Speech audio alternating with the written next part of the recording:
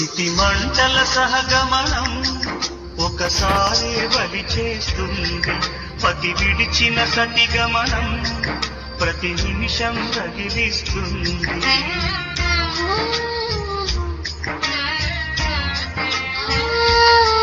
ఆ జ్వాలలతోనే జీవించేటి ధైర్యం అందిస్తూ ఓ బంధువులారా దీవించండి దీర్ఘ సహనమస్తు.